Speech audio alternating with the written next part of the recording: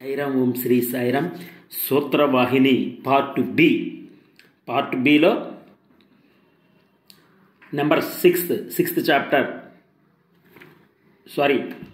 Eighth chapter, హేయత్వావచ నాచ. Chapter number 9 స్వాప్యయాత్. చాప్టర్ నెంబర్ 10 శృతత్వాచ. చాప్టర్ నెంబర్ 11 జ్యోతిశ్చరణాభిధానాత్. నెంబర్ 12 ప్రాణస్తథ సుగమాత్. మొత్తం బ్రహ్మసూత్రములు టోటల్గా 555 555 ఉన్నాయి. ఇందులో కొన్ని ఇంపార్టెంట్ స్వామి మనకి తన హస్తపూర్వకంగా తన స్వహస్తములతో రాశారు. 15 వాహినీస్ బుక్స్, 15 వాహినీస్ బుక్స్ రాశారు. పార్ట్ ఏ మొత్తం సక్సెస్ఫుల్లీ అప్లోడెడ్. పార్ట్ బి చూద్దామండి. సూత్రవాహినిలో పార్ట్ బి ఇంపార్టెంట్ హైలైట్స్ చూద్దాం. ప్రపంచమంతయు భగవత్ సంకల్పము చేత ఏర్పడినది. ప్రపంచమంతయు భగవత్ సంకల్పము చేత ఏర్పడినది. ఏ వస్తువు నిర్మాణము కావాలనను కారణము అవసరము. కారణము లేని కార్యము జగత్తున జరగదు. కారణము లేకుండా జగత్తున జరగదు. నెక్స్ట్, కేవలము నామరూపములను చూచి మోహించుట, భ్రమించుట, విచారించుట, దుఃఖించుట ఇది కుదర్శనము. ఇది అస్సలు కానే కాదు. కేవలము నామరూపములను చూచి మోహించుట, భ్రమించుట, విచారించుట, దుఃఖించుట ఇది కుదర్శనము. నెక్స్ట్, అనేకత్వములో ఏకత్వమును నిరూపించుట, చూచుట, ఆనందించుట, అనుభవించుట దీనిని సుదర్శనమందురు. సుదర్శనం అంటే అనేకత్వములో ఏకత్వమును చూచుట, అందించుట, అనుభవించుట దీనిని సుదర్శనము అందరు. కాన అనేకత్వములోని ఏకత్వమే పరతత్వము. దానిని ఆశ్రయించుటే మోక్షము. అదే బ్రహ్మనిష్ట అని అనవచ్చును. ప్రతి జీవియు ఈ స్థితిని అనగా మోక్షము లేక బ్రహ్మ ప్రాప్తి పొందియే తీరవలను. ప్రతి జీవియు ఈ స్థితిని అనగా మోక్షము లేక బ్రహ్మ ప్రాప్తి పొందియే తీరవలను. అహంకారము మమకారములను విడనాడవలను. బంధము నుండి విముక్తి కోరితే ముక్తి. బంధము నుండి విముక్తి కోరితే ముక్తి. చావని త్రోవనే మోక్షము. దానిని వెతుకుటయే బుద్ధిమంతుల లక్షణము. ఇక్కడ ఎవరిని ఆశ్రయించాలో చెబుతున్నారు. దరిద్రుడు ధనవంతుణ్ణి ఆశ్రయించాలి, అంతేగాని దరిద్రుడు మళ్ళీ దరిద్రుడిని ఆశ్రయించకూడదు. దరిద్రుడు ధనవంతుణ్ణి ఆశ్రయించాలి. బంధములో ఉన్నవాడు బంధరహితుణ్ణి ఆశ్రయించాలి. బంధములో ఉన్నవాడు బంధరహితుణ్ణి ఆశ్రయించాలి. దుఃఖములో ఉన్నవాడు నిరంతర ఆనంద స్వరూపుడైన భగవంతుణ్ణి ఆశ్రయించాలి. దుఃఖములో ఉన్నవాళ్ళు నిరంతర ఆనంద స్వరూపుడైన భగవంతుణ్ణి ఆశ్రయించాలి. దుఃఖములో ఉన్నవారు నిరంతర ఆనంద స్వరూపుడైన భగవంతుణ్ణి ఆశ్రయించాలి. వెరీ వెరీ ఇంపార్టెంట్ కాబట్టి అది చెప్పానండి. నెక్స్ట్ ఇంపార్టెంట్ అయితే, సామాన్య మానవులు భౌతిక భోగ భాగ్యముల కోసం ప్రాకులాడుచున్నారు, కానీ అంతరంగమున ఉన్న ఆత్మానందమును చూడలేకపోతున్నారు. అంతరంగమున ఉన్న ఆత్మానందమును చూడాలి, అనుభవించలేకపోతున్నారు. అంతరంగమున ఉన్న ఆత్మానందమును చూడలేకపోతున్నారు, అనుభవించలేకపోతున్నారు. దానికే తగిన ప్రయత్నము కూడాను చేయలేకపోతున్నారు. వారి దృష్టి ఎంతసేపు బయట ప్రపంచమునందే ప్రసరించుచున్నది. వాళ్ళ దృష్టి ఎప్పుడు బయట ప్రపంచమునందే ప్రసరించుచున్నది. అంతరంగమునకు ప్రసరించదు. అంతరంగమునకు ప్రసరించటం లేదు. ఎందుకనగా బయటి దృష్టి కలుగు ఉండుట పశు లక్షణము, మానవ లక్షణము కాదు. చిన్న ఉదాహరణ, మన దేహంలో ఉన్న ప్రధాన అంగములు కన్ను, ముక్కు, నోరు ఇత్యాది అన్ని అంగములు బయటికే తెరుచుకొని ఉన్నవి. అందువలననే దేహదృష్టి పూర్తి పశు దృష్టి అని చెప్పక తప్పదు. దేహదృష్టి పూర్తి పశు దృష్టి అని చెప్పక తప్పదు.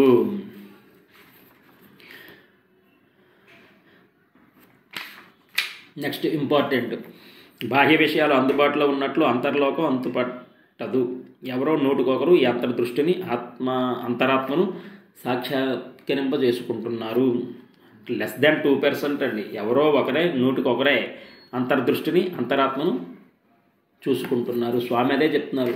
నువ్వు రోజుకి కనీసం 10-20 సార్లు అద్దంలో ఫేస్ ఎలాగుందో చూసుకుంటావు. ఫెయిర్ అండ్ లవ్లీ, ఫెయిర్ ఎవరు, ఫెయిర్ అండ్ హ్యాండ్సమ్, పాండ్స్ పౌడర్లు అన్నీ పెట్టేసి మేకప్లు అన్నీ పెట్టేసి దగదగలాడాలని భ్రమిస్తూ. శరీరము క్షణికం, దేహము క్షణికం అండి. అసలు దేహానికి ఇంపార్టెన్స్ ఎవరు? స్వామి. దేహము జీరో అనే చెప్తారు స్వామి. నీ అంతర్ముఖాన్ని చూసుకో. కనీసం వారానికి ఒకసారైనా నీ అంతర్ముఖాన్ని చూసుకో. రోజుకి ఒకసారైనా నీ అంతర్ముఖాన్ని చూసుకో. అప్పుడే నీకు మోక్షము లభిస్తుంది అంటారు. అంటే మన యొక్క దుర్గుణములు, చెడు అలవాట్లు ఏమైనా ఉన్నావా? నాలుగుతో చేసే పాపములు, మనసుతో చేసే పాపములు, దేహముతో చేసే పాపములు మొత్తం 17 ఉన్నాయి. ఈ 17 కూడా మనం చేయకూడదు. మనసుతో ఎగ్జాంపుల్ కామ, క్రోధ, లోభ, మోహ, మద, మాత్సర్యములు. గర్వము ఉండకూడదు, అహంకారము ఉండకూడదు, కోపము ఉండకూడదు.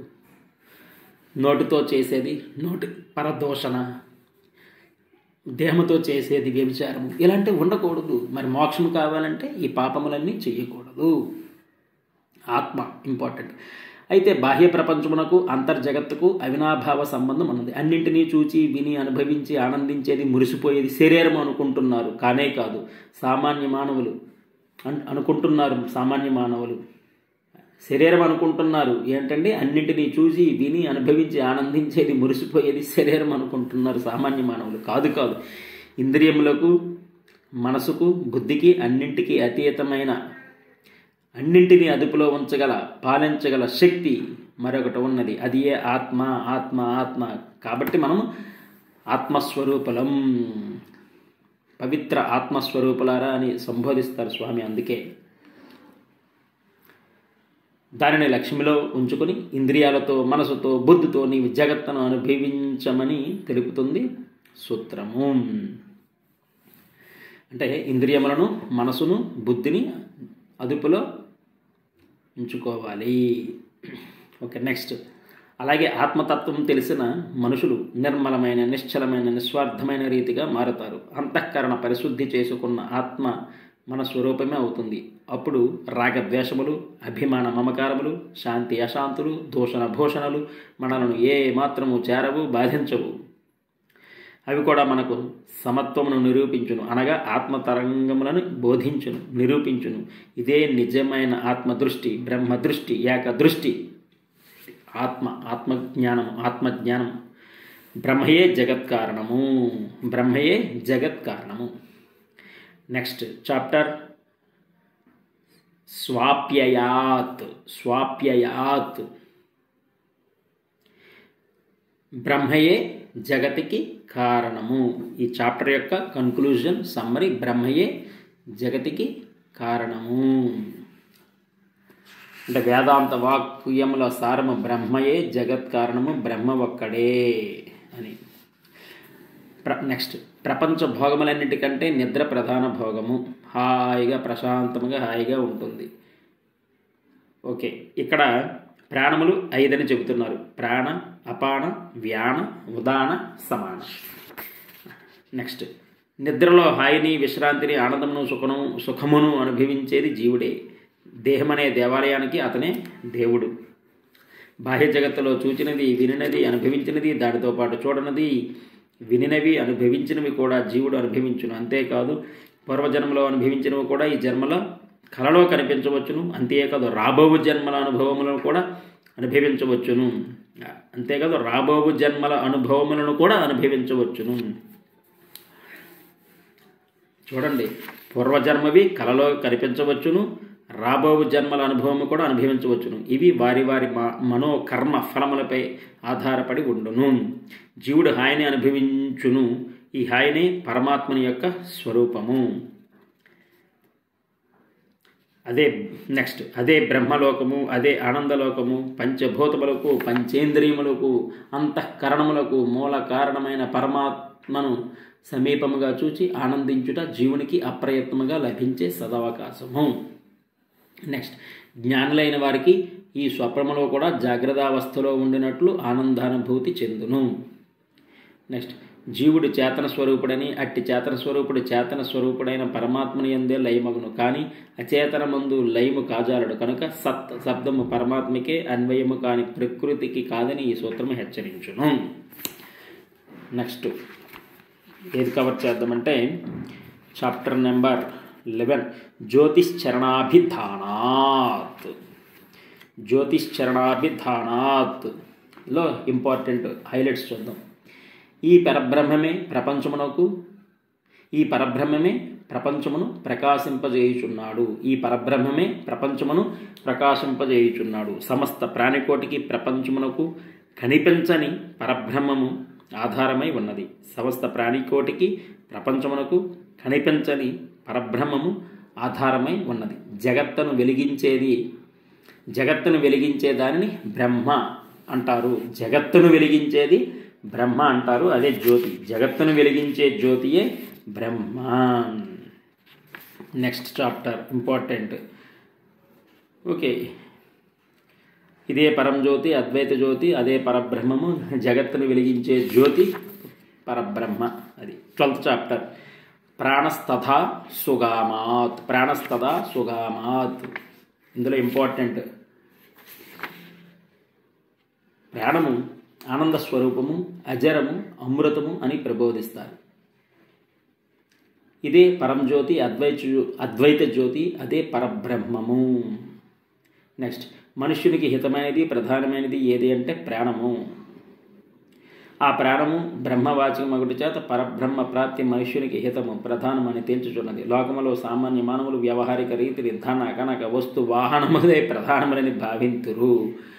లోకంలో ఏది ప్రధానమని భావిస్తున్నారండి? అందరూ ధన, కనక, వస్తు, వాహనములే ప్రధానమని భావింతురు. ఇవన్నీ ఫూలిష్ థింగ్స్ అండి. అవియే జీవిత లక్ష్యములని వాటి వెంటబడి వాటిని సంపాదించుకున్నట్టుకు ప్రయత్నిస్తున్నారు. వీటి కోసం ప్రయత్నించి పరిగెట్టి అసలైనది మోక్షమును మర్చిపోతున్నారు. మనకు భగవంతుడు మానవ రూపమును ఇచ్చింది ఎందుకండి? అనేక లక్షల జన్మల తర్వాత మానవ రూపం ఎందుకు ఇచ్చారంటే, మానవుడే మోక్షమును పొందుటకు అర్హుడు. మోక్షమును పొందుటకు నువ్వు మోక్షమును పొందు, మళ్ళీ లక్షల జన్మలకు వెళ్ళొద్దు, లక్షల జన్మలు వద్దు అని భగవంతుడు మానవుని ఆకారం ప్రసాదిస్తే మనము ధన, కనక, వస్తు, వాహనములు వీటిపైనే మోహముతో పరిగెడుతూ మోక్షమును మర్చిపోతున్నాం అని. అది ఈ ప్రయత్నంలో మానవుడు తన అమూల్యమైన మానవత్వమును వ్యర్థము గావించుకొనుచున్నాడు. ఇప్పుడు అదే చెప్తున్నాను చూడండి. ఈ ప్రయత్నంలో మానవుడు తన అమూల్యమైన మానవత్వమును వ్యర్థము గావించుకొనుచున్నాడు. జీవితమును వ్యర్థము గావించుకొనుచున్నాడు. పూర్ణ అజ్ఞానము పెంచుకుంటున్నాడు. తన స్వరూపాన్ని విస్మరించుచున్నాడు. ప్రాణశబ్దము పరబ్రహ్మమే అని తలంచవలను. సత్యం ప్రాణం అనంతం జ్ఞానం సర్వం. మానవుని లక్ష్యం బ్రహ్మయే. ఇదే మూలాధారం. అన్నింటికీ బ్రహ్మయే కారణం. ప్రాణశబ్దము ఉపాస్య దేవత పరబ్రహ్మమే.